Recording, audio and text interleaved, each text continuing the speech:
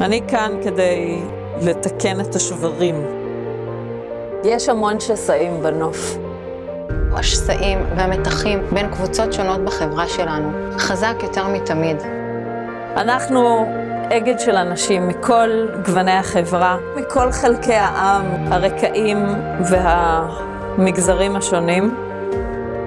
נמצאים ביחד, פועלים ביחד, מתוך כוונה אחת, להשפיע על החברה במדינת ישראל. אנחנו מורכבים בארץ ישראל משבטים, ספרדים, אשכנזים, דתיים, חילונים. אני רואה את זה ביום יום, סטיגמות שליליות והרבה מאוד דעות קדומות. זה עולה לפסים של מאבק, ולדעתי במאבק אין מנצחים, יש רק מפסידים. תרמתי כמעט 30 שנה לחוסנה של מדינת ישראל. יש חוסן ביטחוני ויש חוסן חברתי חשוב לא פחות. וככל שהחברה בישראל חסינה יותר, משולבת יותר, מלוכדת יותר, אין ספק שזה תורם במישרין גם לביטחון הלאומי.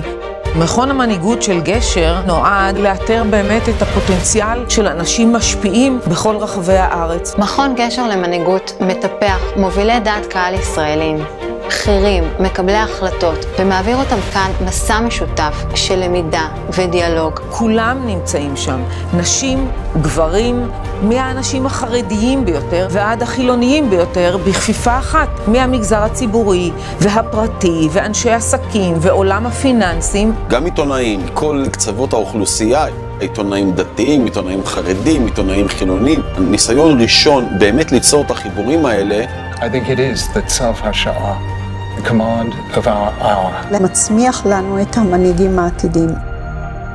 כל זה קורה מתל אביב ונתניה ועד ניו יורק, לונדון, דרום אפריקה ועוד ועוד.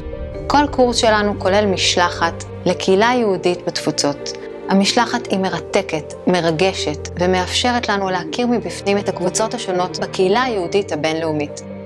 צריך לעשות הכל, אבל הכל כדי לאחד ולמצוא את המכנה המשותף והאחדות בעם ישראל. כי בלי זה אין לנו עתיד כאן. ואני בטוח שאם כל אחד ישקיע את כל יכולותיו, כישרונותיו וקשריו למען המטרה הזו, אנחנו נוכל להגשים את המטרה והחזון הגדול שלנו של אחדות וגשר בעם ישראל.